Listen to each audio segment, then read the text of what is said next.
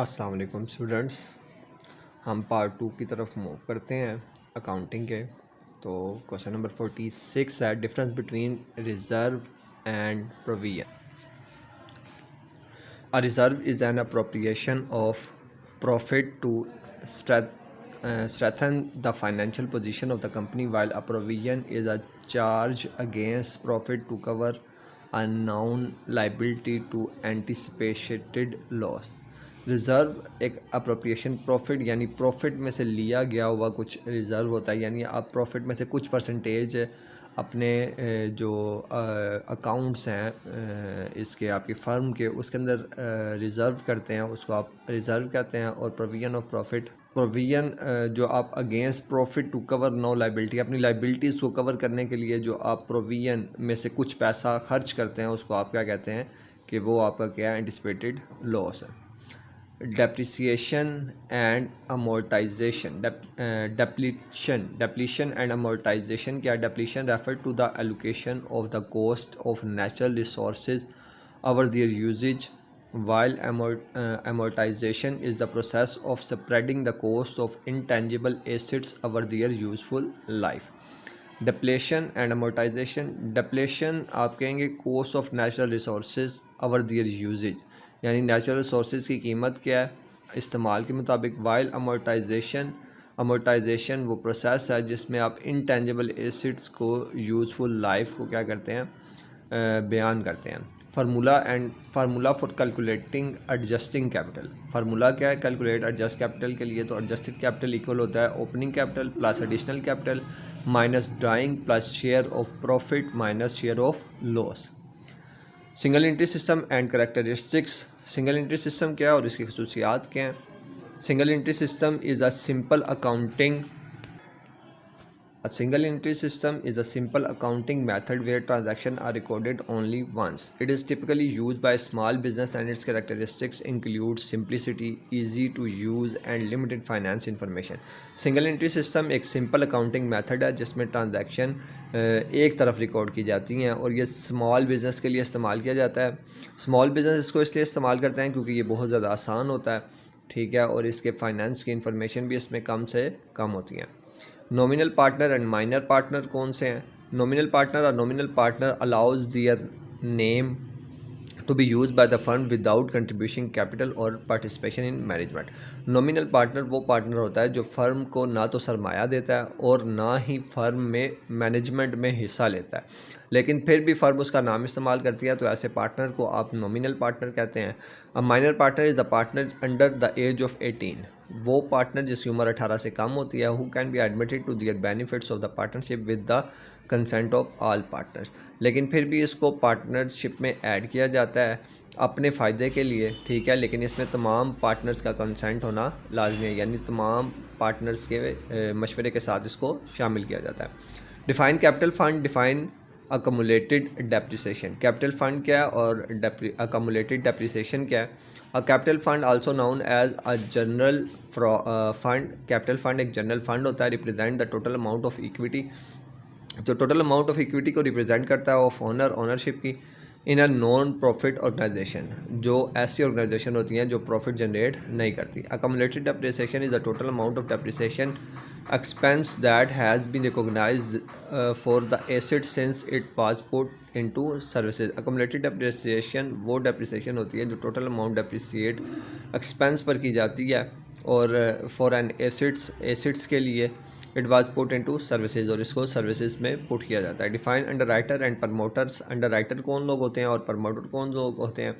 Under writers are entities that guarantee the purchase of a company securities. Underwriter वो लोग होते हैं जिनको गारंटी दी जाती है, ठीक है, गारंटी देते हैं कि वो क्या करेंगे कंपनीज़ की सिक्योरिटीज़ को, जो अंडर राइटर्स वो लोग होते हैं जो गारंटी देते हैं purchase of the company security, company की सिक्योरिटी को परचेज़ करने के लिए। और promoters are individuals who take the necessary step from the company, promoters वो लोग होते हैं जो नेसेसरी स्टेप्स लेते हैं किसके लिए? स्टेप्स फ्रॉम कंपनी के लिए। Shares and debenture and it's kinds, shares क्या हैं, डिबेंचर क्या हैं और इनके काइंड्स क्या हैं? Share represent ownership in a company, shares represent करता है कंपनी की ओनरशिप को, and can B other equity shares और प्रेफरेंस शेयर। ये इक्विटी शेयर्स भी हो सकते हैं और प्रेफरेंस शेयर भी हो सकते हैं। जबकि debenture are debts instrument issued by the company. Debenture debts instrument होते हैं जो इशू करती है company, and can be classified and secured और अनसिक्योर्ड। ये सिक्योर्ड भी हो सकती है और अनसिक्योर्ड भी हो सकती है, और कन्वर्टेबल भी हो सकती है और नॉन कन्वर्टेबल भी हो सकती है। Depreciable assets. डेप्रिसिएबल एसेट्स कौन से होते हैं? Depreciable assets are tangible assets that have limited useful life and are subject to depreciation such as building, machinery and equipment. Depreciable asset वो एसेट टेंजिबल होते हैं और इनकी लाइफ इस्तेमाल के साथ साथ ख़त्म होती जाती है, जैसे कि बिल्डिंग्स है, मशीनरी है और इक्विपमेंट्स हैं। Revaluation of assets and liabilities. Revaluation of assets and liabilities का मतलब है, revaluation is the process of adjusting the recorded value of assets. Revaluation का मतलब यह है कि आपने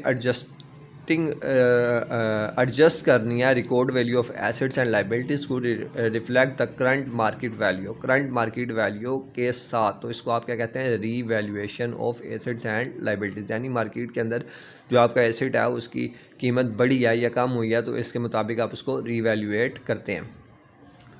dissolution of partnership and dissolution of firm. Dissolution of partnership क्या है और फर्म कैसे डिसॉल्व होती है? Dissolution of partnership refer to the change in the relationship between partners. जब पार्टनरशिप का रिलेशन चेंज होता है तो आपकी जो डिसॉल्व हो जाती है क्या कहते हैं? पार्टनरशिप, ठीक है। While dissolution of firm involve the termination of the business itself. और जो डिसोल्यूशन ऑफ फर्म होती है ये तब डिसॉल्व होती है जब बिजनेस खुद डिसॉल्व होता है। Endowment fund and honorarium. An endowment fund is restricted fund where the principal is maintained and the income is used for a specific endowment fund वो फंड होता है जो रिस्ट्रिक्टेड होता है, यानी ये ख़ास मकसद के लिए जमा किया जाता है और इस इनकम को ख़ास मकसद में ही इस्तेमाल किया जाता है। जबकि हॉर्नेरियम is the payment made for professional services voluntarily rendered without a fixed charge। और हॉर्नेरियम वो पेमेंट होती है जो प्रोफेशनल सर्विस प्रोवाइड करने वाले लोग होते हैं, वॉलंटियल होते हैं, वो आपको fix charge without a fix charge क्या करते हैं? पे करते हैं। Convertible and non convertible debenture. Convertible debenture कौन से होते हैं और नॉन कन्वर्टेबल डिबेंचर कौन से होते हैं? Convertible debenture can be converted into equity shares after a specified period. Convertible debenture वो डिबेंचर होते हैं जो आपके इक्विटी शेयर्स और स्पेसिफिक पीरियड के बाद उसको इक्विटी ऑफ शेयर्स में कन्वर्ट कर सकते हैं, while non convertible debenture can not be convert. जबकि नॉन कन्वर्टेबल डिबेंचर वो होते हैं जिनको आप कन्वर्ट नहीं कर सकते। General entry in case of retirement when goodwill is राइज्ड। General entry आप क्या पुट करते हैं जब आप रिटायरमेंट को in case of retirement when goodwill is rise, जब आपने गुडविल राइज करना हो तो गुडविल अकाउंट को आप डेबिट करेंगे और रिटायरिंग पार्टनर कैपिटल को आप क्रेडिट करेंगे with the retiring partner shares of goodwill और with the retiring partner of shares of goodwill. What is meant by trading and non trading या नॉन प्रॉफिट। ट्रेडिंग का क्या trading या non trading और non profit का क्या मतलब है? Trading refer to the buying and selling of goods और services with the aim of making a profit. Trading का मतलब ये होता है कि आप चीज़ों को ख़रीदेंगे इस मकसद के लिए कि आप उससे प्रॉफिट जनरेट करना चाहते हैं।